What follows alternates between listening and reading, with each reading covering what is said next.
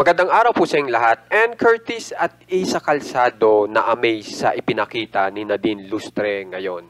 Bali-balita nga po itong ipinakita ni Nadine Lustre ngayon na talagang naging kapansin-pansin po sa mga big stars ng Pinas. At isa na nga po dito, sina Ann Curtis at Isa Calzado.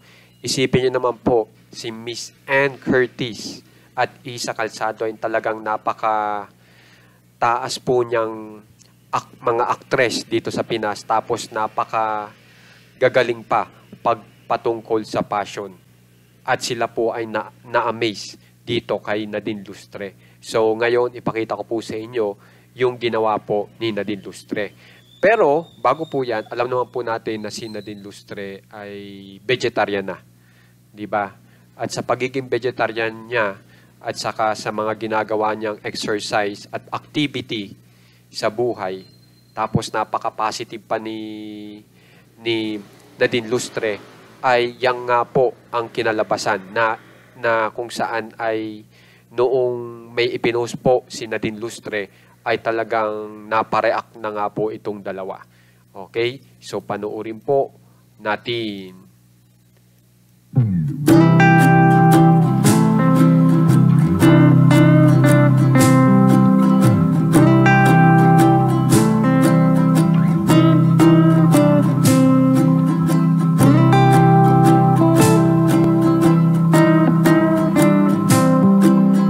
So kung mapapansin nyo po, yan po yung ipinost ni Nadine Lustre na talagang nagbigay pansin dito po kay Ann Curtis at Isa Calzado.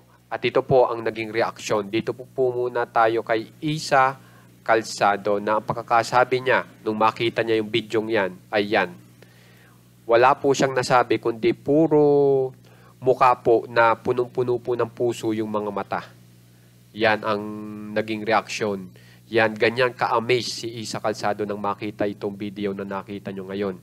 Samantala, pagdating kay Ann Curtis yan, ang pagkakasabi, ganda mo girl, tapos may malaki pang puso. So talagang kung mapapansin nyo, si Nadine Lustre po ngayon ay talagang blooming na blooming. At kahit po, alam naman po natin na yung edad niya ay tumataas, makikita nyo pa rin na paganda pa rin ng paganda si Nadine Lustre.